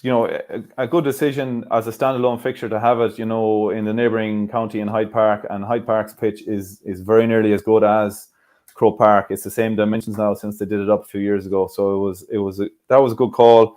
So Galway, it was a round robin championship in Connacht. So they lost 2 games, but still managed to get through to the Connacht final. And then all provincial losers get into the back door. So that's how they got their 3rd loss and still managed to go on. And Mayo, I watched them. They played Mayo in the round robin. They played Mayo in the Connacht final. I saw them in the Connacht final, and they just struggled with Mayo. And Mayo were good value for their money, and for a big win, 6-point win, I think at least. But it's such a hard thing. Like playing the same team 3 times is difficult for any team. And to try and beat a team 3 times, even if you are better than them, it's just so difficult. And then lump that on the shoulders of 15, 16, 17-year-olds in an All-Ireland final.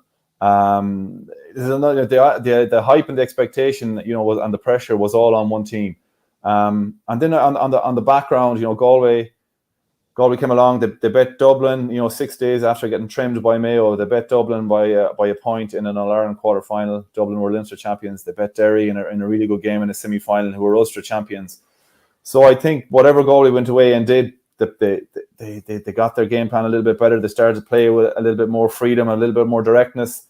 And they're very good players. And you know what? They won by 6. It could have been more. Like it was just one of those evenings where everything went right, and it kind of set up the weekend from a Galway point of view. There was a good bit of energy and a bit of a buzz, feeding into that. That was Friday night, Croke Park on Saturday. The only disappointing thing was the Galway ladies were very unlucky against Meath on later again Saturday evening. They just lost out by a last minute score, which is a pity. And it was a pity it was on the same day. Because it ruled out a lot of people from going to the 2 matches who ordinarily would. But that's all things Galway. The miners got their win, and they were good value for it. It was a great occasion. Loads of kids, a bit like I was actually watching it there, and there was 5 or 6 points down, 5 or 6 points in it, and I was thinking back to the minor hurling final, and I was there, geez, we don't want to repeat what happened here now. And I'm sure it was in the players' heads, but be it Mayo and the Galway players, because they would have watched that, I'm sure, and just what happened there. But no, it wasn't to be. It was a smashing evening. The lads really enjoyed it. I brought down the kids. We were on the pitch afterwards, and there was just sheer joy, sheer elation. I think it was their 9th or 10th game, which above anything else, if Galway got 9 or 10 games, and Mayo the same, that's what you want in the provinces. That lads at that age, it's not just a knockout. They're getting 4 or 5 games.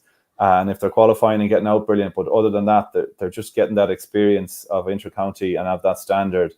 And it's going to set them up for in their development, because, you'll only see, unfortunately, but you'll only see a small fraction of those lads probably playing for any of their inter-counties, Galway, Mayo, whoever it is. But maybe with that round robin and the more matches, that might help. You might get more of them. Hanging on and making the step up in under 20 and into senior.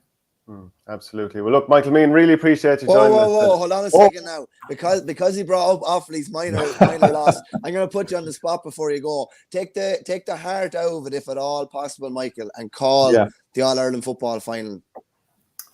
If I'm taking the heart out of it, I'm siding with Kerry. There's something about their, Jack O'Connor beating Dublin, and a few of those guys have lost a final. Was it 2019, I think.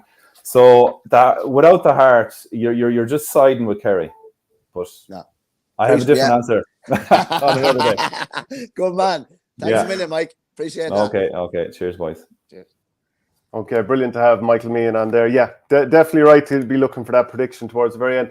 We have a comment here from Michael Barron saying, any shout for the Kilkenny footballers, lads?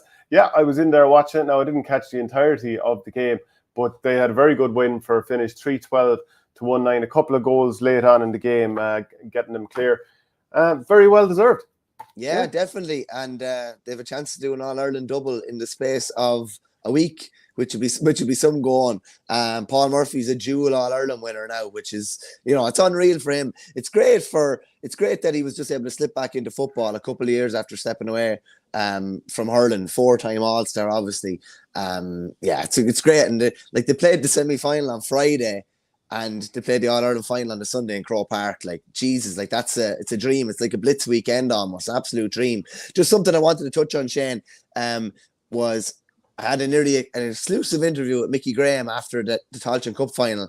The only journalists that were around were local Westmeath journalists, the winning county. So I got to chat to him after. And if I was to, you get a good instinct from talking to a fella, I'd be surprised if he stays on from the reaction I got from him. And I just read out some of the quotes. I just said, do you still have the energy to stay going? Here's a lad who brought them to the Ulster title in 2020. And he just said, I'm 4 years here and I'll definitely have to assess the situation, but I'll not make any decision just right now.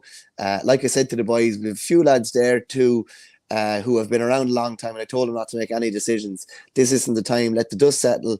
Go on a holiday and just recharge the batteries. He said, just with regards to himself, sometimes change is good, and I'll have to sit down and talk to the players maybe in a couple of weeks' time and see what their thought process is. But also myself, the inter-county management game is a tough gig. It's 24/7, 7 days a week, and it does take its toll on you mentally more so than anything else. You try to do your best for Cavan football as a Cavan man. Sometimes it just doesn't happen, and sometimes it does. It's been an unbelievable journey for me the last 4 years. To say it was a roller coaster would be an understatement, but it was always a privilege. It was always a lifetime ambition for me, not just to represent Cavan as a player, but to manage them as well.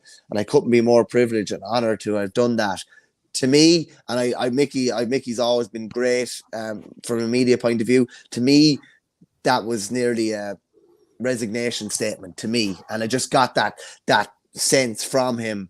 But he obviously has played his part in between Mullinachta and Cavan, two of the great successes of the last probably 10 or 15 years. And if he does step away, he'd be hard replaced. Yeah, I was even thinking as you were saying that when he took over Cavan, Mullinachta were preparing for an All-Ireland football semi-final. So I know there's been COVID, and so everyone's had an enforced break there somewhere, but it's not like you can go and chill out during COVID and go on holidays and all that kind of stuff. So maybe in terms of downtime, he could maybe do it a small bit. But look, he'll take his time and decide. But certainly based on the quotes you read out there, it does sound a little bit like there might be a parting of ways. Viable Solutions with a comment here. Derry set up too negatively and didn't seem to know where the opponent's goalposts were. It was obvious when the keeper was the only player in the Derry team to try a shot at goal. And I have to say, I don't know if this was because Galway were very good at it, Kerry were good at this too, but putting, all teams should do it, but putting the opposition on their weaker foot when they're coming forward to shoot. And nobody from the Derry team seemed all that willing to shoot on their weaker foot. Dublin did try, there was several times, and I noted it during the first half, Dublin players shooting with their left foot when it was their weaker foot. And, that breeze over at the Hill 16 side, it does swirl around. It's very, very difficult. And they didn't seem willing to take on shots. They didn't seem willing to pump the ball inside. They didn't have enough players who were coming on the burst, trying to get in behind the, just to punch a hole in the Galway cover. And ultimately, when you're seeing your goalkeeper coming up and having a couple of shots, one which is blocked, the other which is kind of skewed wide, you do think there's something wrong here. And then does it come back to this notion that was said before the Clare match, that obviously they hammered Clare, but maybe their game plan isn't all that suited for Croke Park? Yeah, it's not a kicking game. Like you saw, when did Kerry get most joy yesterday? When they kicked. When did Dublin get most joy? When they kicked. When did Galway get most joy? For the two goals, they were both long kind of kick passes. Derry don't really play that way. And very good point, I think, on opposition teams forcing some other marquee men on their weaker foot. Like Jack Barry was not happy, but it was okay for him to let Brian Fenton shoot off his left foot in the second half. They saw that as a lower percentage play, shall we say. And even Cavan tried to force Luke Loughlin a couple of times even onto his right foot. He'd be a strong left-footed player. And yeah, Derry were devoid of options. And just even what you said to Michael there, you would have to say, I was massively surprised that they didn't leave in a couple of Gary Owens to the edge of the square. It might seem archaic, if it works. And it was proven in the quarterfinal that it did work. I'd say Conor Gleeson couldn't believe it didn't happen, because I'd say that was, it's not all he was preparing for in the semi-final, but I'm sure that happened in training. I'm sure they spent the guts of half an hour to an hour just dealing with that type of scenario to make sure that it happened better. Now, will it happen in the final? There is nothing sure than David Moran will get a ball and he mightn't even look up, and he will give that 60-yard ball in around to the edge of the square like he did yesterday. So they'll be ready for it in the final. But I thought Derry were a bit devoid of ideas, you'd have to say. And listen, the same thing happened with Donegal in 2011. They realised that maybe they had to be a bit more attacking. It was okay being solid in defence, but they had to add that attacking kind of string to their bow. And Rory Gallagher is probably going to be forced to go off and do that now in the off-season. Yeah, I see a comment in here from Liam Lenihan saying Clifford is one of the few comfortable shooting off both feet. Peg Lanigan says Shane Walsh is another. I'd say Con O'Callaghan is pretty comfortable on both feet. Kieran Kilkenny the same, even though I did note here that he had a wide with his left foot in the first half. But look, in general, he's very, very accurate on his left foot as well. Another thing is both of those Galway goals came from turnovers in Derry. Now, sometimes it's a turnover and instantly you go up and score. Sometimes it's just a little bit later on. The play tends to last a little bit longer. But there was a real sense when Conor Glass got turned over, and they were already 1-8 to 5 down at that stage. So they were really chasing the game. 6 minutes to go. You could nearly see him go, for a split second. And then he ran again. But you could just see there was that momentary frustration where he stopped for a second. It did look like they were very much just, weren't even hanging on to the coattails anymore at that stage. Yeah, it doesn't suit Derry to be chasing a game anyway, Shane. It's not like when you play defensively like that, a 2 or 3 point lead is an awful lot for you. To be down 5 or 6, like, is just, it's on you have to change your whole system to try and get back into the game, and that's not something they'd obviously been practicing, And just something, just see a comment here from Declan O'Hanley. I'd say, I presume his name is Declan Hanley. He just said about Clifford, and he talks about stick John Daly on him. He will sort out Mr. Clifford. John Daly has been unbelievable for Galway this year. Probably totally unheralded. He's been brilliant the whole way throughout the year. And it'll be interesting. Yeah, I kind of would agree with Michael. While Sean Kelly looks like the matchup as in full back mark and full forward, definitely don't think it's as cut and dry as him picking him up. Yeah, okay. So we'll run through some other results here. The ladies' football, Donegal beating Dublin 3-7 to 1-7. Probably not too many would have seen that come over the weekend. No more than Mayo beating Cork 2-13 to 17. So that's a couple of the big hitters gone. Kerry beat Armagh 4-12 to 2-14. And then Michael Meehan already spoke about it earlier. Meath beating Galway 1-12 to 1-11. I was watching the latter stage of that game, and it was very, very exciting stuff. And Emma Duggan with a brilliant point at the end. It was 1-11 apiece. Fired over a beautiful point, hit the top of the crossbar and back over the bar. Really, really excellent stuff there. So plenty going on there. And in the relegation playoff, Waterford beat Monaghan by 3-12 to 6 points. I'll run through some of the other results then as well. Just a quick one, Shane, on the ladies' football. I think it's the first time in the guts of about 20 years that Cork or Dublin won't be involved in an All-Ireland final. Mad to think that the two of them are gone. Eric O'Shea's lost to the AFL. AFLW is obviously sorely felt. And Donegal, while it was a bit of a smash and grab on Dublin in the league, it was anything but here. They were full value for the win. I think Sinead Ahern was only able to come on at half-time. That potentially could spell the end for Mick Bohan here. They were going for 5 in a row last year. That was ended by Meath. And this, I wonder was their eye taken off the ball somewhat. Their eyes were solely on, I'd say, getting another crack at Meath and getting revenge this year, and it just didn't materialise. And amazing for Meath, Vicky Wall has obviously delayed her departure to the AFLW until after Meath's campaign is finished. They're playing Donegal in the semi-final now, and it's Kerry Mayo on the other side. Some opportunity for Kerry Mayo, and this does look like it. Like, this quarter-final results would definitely suggest that this is wide open. Yeah, and I suppose even Galway losing Anya McDonough, she's a cousin of the Shoothays that play for Dublin. She's down in Australia as well, so that would have been a blow to their chances. Some of the other results there in the intermediate football: Wexford 6-11, Roscommon 1-9, Laois 221, Clare 219. That was after extra time. In the ladies' junior semi-finals, Antrim beat Carlow by 318 to 13 points, and Fermanagh put up 7-9 against Limerick's 312 there, so very high score. The All-Ireland Camogie intermediate quarter-finals, Derry 123, Dublin 110, and Meath 217, Kerry 1-7. You might talk to us a little bit about the results in the Offaly Senior Hurling Championship. Yeah, there's obviously we're reaching the crescendo of all the inter-county action, but there's lots of club stuff going on behind the scenes. Kilcormac ground out a very tough win the other night against Cloudy Gales. Cloudy Gales only won Senior B last year and were leading by, I think, 5 or 6 at half time. Kilcormac came back to win by a point, 112 to 14. Rhinus gave us a bit of a trimming on Friday night. Ended up 125 to 212.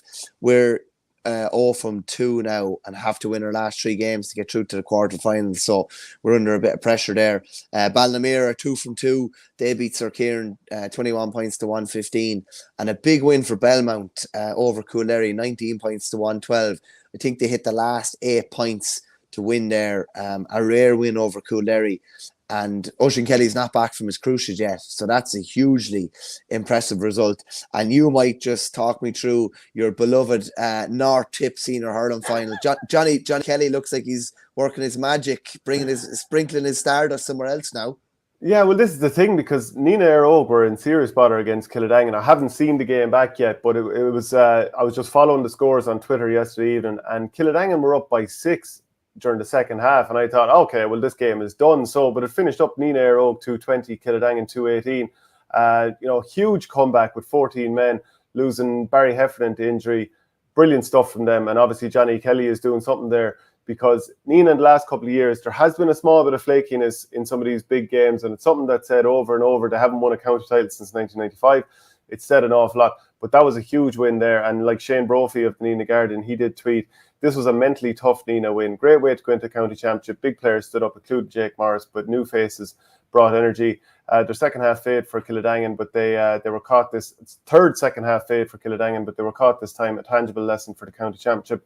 So that's obviously one huge result. But then also you could say arguably a bigger result, probably a bigger result, is JK Brackens have won their first ever mid-county title in Tipperary. So I'm sure people outside Tipperary love the fact that there's divisional champions that are north, south, west and mid. No such thing as east. But anyway, Brackens, a brilliant point from Andrew Ormond at the end of the game. They beat Drum and Inch, who've been in good form this year and are league champions in Tipperary. They won by 19 points to 115. So that's a huge win for Brackens, who are based in the Templemore area, and a first mid-title for them. So things are kicking off in Tipperary there, a bit of excitement. Yeah, definitely. Asher, listen, there's lots going on behind the scenes. We'll obviously be going very club heavy once the hurling finishes. Yeah, my buddy Andrew there just says Ballymere drew the first day actually with Shinrone, but they're in a really good position. They're playing Coolderry the next day. So if they were somehow able to get a victory over Coolderry, who could well have been county champions last year, push Rhinus to the pin of their collar, they'd be under pressure. So a big one for them there. But yeah, loads of club action heating up over the next couple of months, and it's going to be great to get stuck into it. And you never know, maybe there'll be a couple of OurGame club roadshows coming over the coming months. Who knows? Yeah, there could certainly be. And don't forget, if you want to see Thursday's show, we're going to have Richie Power and Kieran Kerry as ever. Patreon.com/OurGame is the only place to see it. Also, a reminder, this show is brought to you by orgaretro.com. The promo code OurGame will get you 15% off. There's one last thing to come to, and look, let's be honest, we already know who it is, but the GOAT of the week, Sean O'Shea? SOS. Yeah, it couldn't be anyone else, could it? No, in fairness, and he was brilliant in normal play, but just to have the cojones to step up and do what he did, absolutely brilliant. Brilliant stuff. Okay, folks, we'll see you again on Thursday.